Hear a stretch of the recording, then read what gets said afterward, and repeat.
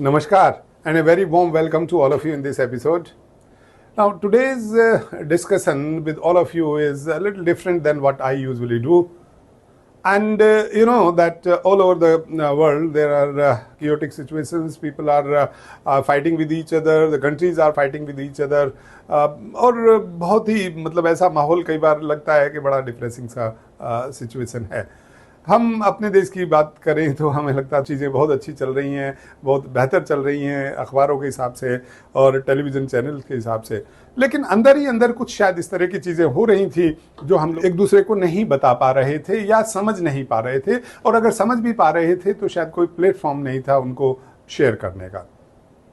तो मैं यूजुअली बच्चों के बारे में, साइकोलॉजी के बारे में, पेरेंट्स का रोल, टीचर्स का रोल, उसी के बारे में बातें सीखने की कोशिश करता हूँ, आप लोगों से शेयर करता हूँ। लेकिन आज जो मैं चर्चा करूँगा आप लोगों से वो है जो अभी रिसेंटली बच्चों का धरना प्रदर्शन था दिल्ली में against the corruption in our examination system, particularly for those examinations in which children get admission in prestigious colleges और employment के लिए भी जब बच्चे appear होते हैं किसी भी एग्जामिनेशन में, चाहे वो सेंट्रल एजेंसीज के द्वारा कंडक्ट किया गया हो या फिर स्टेट एजेंसीज के द्वारा हो। और खासकर चूंकि नीट की बहुत बात होती है और 2024 में नीति का पेपर नहीं, कई सारे और एग्जामिनेशंस के बारे में भी ये बात सामने आई थी और एनटीए को वो पेपर्स दोबारा कराने पड़े थे, कैंसिल कराने पड़े थे।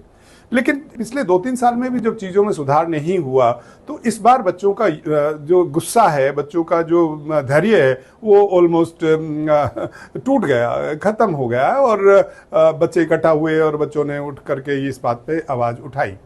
और जब एक भीड़ इकट्ठी होती है तो उस भीड़ में आप सब लोग जानते हैं कि कई बार ऐसे तत्व भी आ जाते हैं, ऐसे एलिमेंट्स भी आ जाते हैं जो कि शायद उनका उस मुद्दे से कोई लेना देना नहीं है, वो चाहते हैं कि किस तरह चीज़ें बिगड़ें। और ये हर मूवमेंट में होता है, ये हमारे इस वाले में भी हुआ। बच्चों का जो उद्देश्य था बहुत ही पायस, बहुत ही अच्छा, चूँकि परीक्षा में सुधार की बड़ी ही बेहद आवश्यकता है। और खासकर जो परीक्षाएं हो रही हैं उसमें तो इतना ज़्यादा मतलब लोगों का विश्वास हो गया कि सब लोग एग्ज़ाम देते हैं but nobody knows what would come out to be, कि मेरा जो मैंने ईमानदारी से तैयारी करके परीक्षा में अपना परफॉर्मेंस दिया है उसका मुझे कोई फ़ायदा होगा या कोई पेपर लीक हो जाएगा, किसी को पेपर मिल जाएगा वो नकल करके या अदरवाइज आगे बढ़ जाएगा, मेरे से कुछ पता नहीं चलता है। क्योंकि जितने भी एडमिशन्स होते हैं वो मेरिट के आधार पर होते हैं। अब ये मेरिट शब्द भी मुझे कई बार अटपटा सा लगने लगा, क्योंकि इस मेरिट पर ही तो सारा झगड़ा है। वो मेरिट बनती कैसे है, क्योंकि उसके अंदर इतना सारा करप्शन आ गया।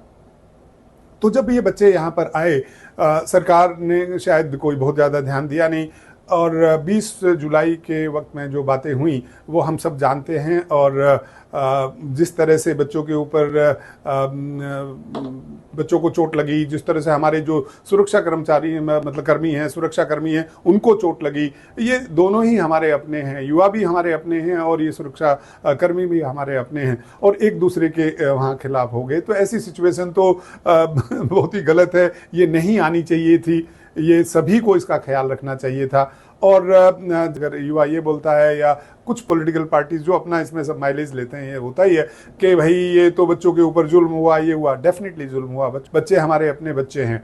बट अगर किन्हीं को सुरक्षा की जिम्मेवारी मिली है और उनको लगता है कि सुरक्षा में कोई चूक हो सकती है तो वो थोड़ा बल प्रयोग उनको करना जरूरी है। बट ऐसा बल प्रयोग होना चाहिए वो भी जो बच्चों को किसी तरह से नुकसान न पहुँचाए।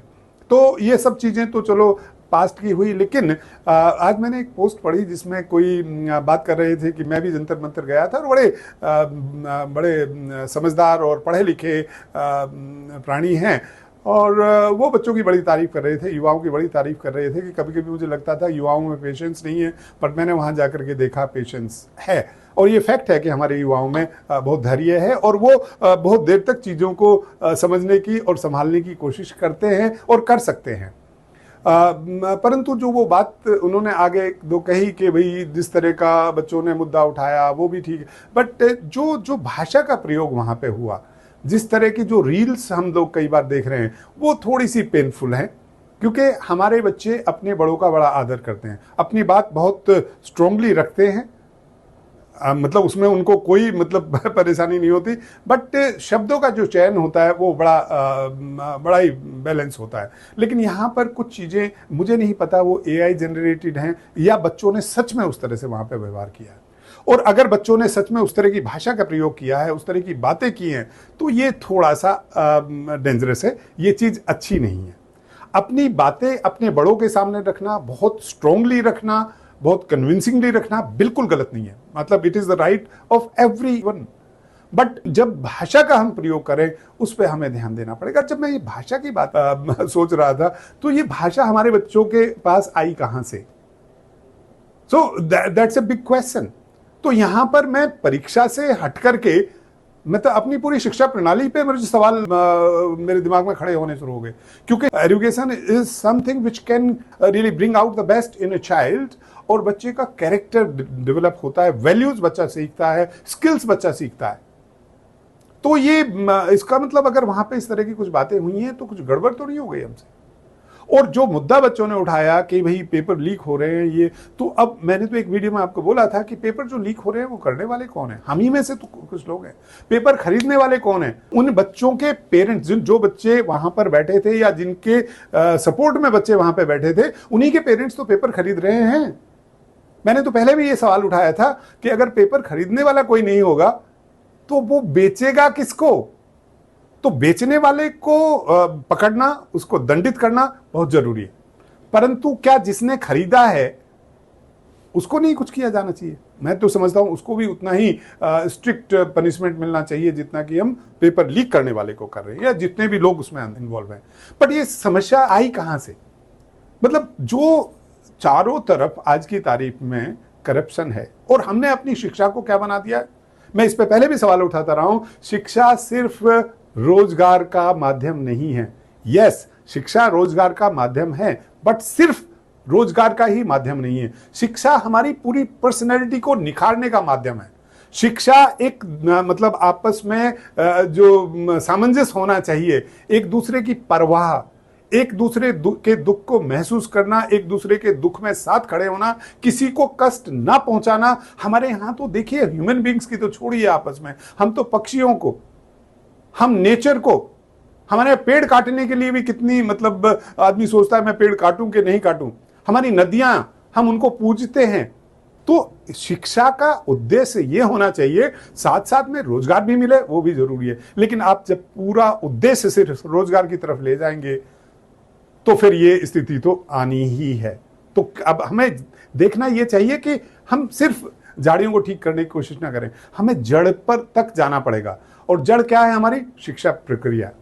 हम जो एजुकेशन दे रहे हैं अपने बच्चों को, जो स्कूल लेवल से, प्राइमरी लेवल से जिस तरह से हम अपने बच्चों को पढ़ा रहे हैं, वो बहुत मैटर करता है कि आखिर में जाकर के जब बच्चा बड़ा होगा, 25 साल का होगा, 35 साल का होगा, 45 साल का होगा, तब वो किस तरह से बिहेव कर रहा होगा। परिवार को भी ये देखना पड़ेगा कि हम अपने परिवार में किस तरह की वैल्यूज अपने बच्चों को दे रहे हैं। और जब देने की बात करते हैं, मुझे कई बार लगता है ये शब्द मैं गलत यूज करता हूं। बच्चे वैल्यूज लेते हैं हमसे, बड़ों से, हम उनको देते नहीं हैं। जो कुछ हम कर रहे होते हैं वही वो बच्चे सीख रहे होते हैं। और जब करप्शन की बात आती है, because this is corruption, paper leak is corruption, paper को लेना, दूसरों तक पहुंचाना, ये सब करप्शन है, कुछ पैसे के लिए। क्योंकि जो हो रहा है सब पैसे के लिए हो रहा है। और हमारी समस्या देश में एक ये और हो गई है कि जिसके पास पैसा वो बहुत अच्छा, वो बहुत बड़ा आदमी। वो कैसे पैसा कमाया उसने, जो प्रोसेस है, हम प्रोसेस पे ध्यान ही नहीं देते। और ये आप देखिए शिक्षा से ही आया है ये चीज भी। नंबर अच्छे आ गए, बच्चा बहुत अच्छा है। नंबर बच्चे के नहीं आए तो बच्चा बड़ा खराब है। अरे बच्चे ने कितनी मेहनत की है और उस मेहनत से कितना सीखा है, उस पर भी तो ध्यान दीजिए आप। मैं बहुत बातें करता हूं, हम लोग जब भी कहीं कॉन्फ्रेंसिस में होते हैं बहुत बातें सुनते भी हैं कि errors should be taken as a learning opportunity, but do we allow that to happen? क्या हम अपने बच्चों को फेल होना मतलब क्या बर्दाश्त कर पाते हैं? नहीं कर पाते। ये हमारी सबसे बड़ी कमजोरी है, इसको समझिए। और ये शुरू स्कूलों से हुई है। मैं ये नहीं कहूंगा पेरेंट्स ने शुरू किया था, ये स्कूलों से शुरू हुई है। Every school wanted that our children had done the best, और वो कुछ भी करके उसमें आगे बढ़ाएंगे। और मैंने बात कही थी आपको कि internal marks have become not necessarily the outcome of what the child has learned, but as the right of the child कि 20 में से 18 नंबर, 19 नंबर, 20 नंबर मिलने ही है।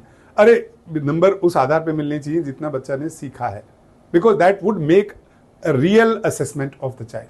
तो ये जो एक नंबरों ने और आगे बढ़ने, बाकी भूल जाओ कि कैसे नंबर मिले, बट नंबर मिल गए इज द बेस्ट, वो अल्टीमेटली यहां पर आ गया कि मुझे इस पर्टिकुलर इंस्टीट्यूशन में एडमिशन मिल जाए। कैसे मिले, not to worry, paper leak करा करके मिले, नकल करके मिले, कैसे भी मिले। तो उसमें जो बच्चे मेहनत करते, क्योंकि हर कोई तो ये कर नहीं सकता, ऐसे करने वाले तो कम ही होते। अब जो वो मेहनत करने वाले बहुत बच्चे होते हैं और नहीं वो हो पा, because number of seats limited होती हैं, जब उन बच्चों का नहीं होता तो उनके मन में एक इतना मतलब डिप्रेशन उनको हो जाता है कि पूछिए मत। और ये बैठने लगता है उनके मन में कि भाई ईमानदारी से काम करने का फायदा क्या है, जब आगे बढ़ना है तो बेईमानी तो करनी ही पड़ेगी, करप्शन तो करना ही पड़ेगा, और फिर वो सिस्टम का हिस्सा बन जाते हैं। अब वो मजबूरी है, they don't want to be, but वो मजबूरी में होते हैं। तो जो मैं आपसे, सरकार से सबसे एक रिक्वेस्ट करूंगा, हम सब लोग थोड़ा थोड़ा कंट्रीब्यूट कर सकते हैं। जो ये डमी स्कूल्स चला रहे हैं जो लोग, और बड़ी मतलब धड़ल्ले के साथ चला रहे हैं, they are not bothered at all and nobody is doing anything to them. अब उनके चाहे रिश्ते बहुत अच्छे हैं इधर उधर या जो भी है, उनके पास पैसा है, आई डोंट नो। कोशिश करती है सीबीएसई, खासकर मैंने देखा, बाकी स्टेट बोर्ड्स का तो मुझे पता नहीं, बट सीबीएसई कोशिश करती है, बट उसके बाद में भी स्थिति कोई वही की वही है। अब जो बच्चे और जो पेरेंट्स मुझे भी कई बार ये कहते हैं कि बिना कोचिंग के तो साहब कैसे चलेगा, और कोचिंग के लिए बच्चा स्कूल आएगा तो फिर बच्चा पीछे छूट जाएगा, उसके नंबर। अरे तो आपने सिखा दिया ना बच्चे को कि बेईमानी करो, स्कूल जाओ मत, अटेंडेंस लो और खाली कोचिंग सेंटर में बैठ करके नीट कर लो या जेई कर लो या फला कोई पास कर लो। तो आप क्या सिखा रहे हो अपने बच्चे को, और फिर कहो कि सिस्टम ईमानदार हो। इज दिस नॉट बेईमानी? I am sorry to say that. ये डिसऑनेस्टी नहीं है क्या? तो ये सारी चीजें हैं जो छोटी छोटी चीजें मिलकर के बहुत गड़बड़ करती हैं।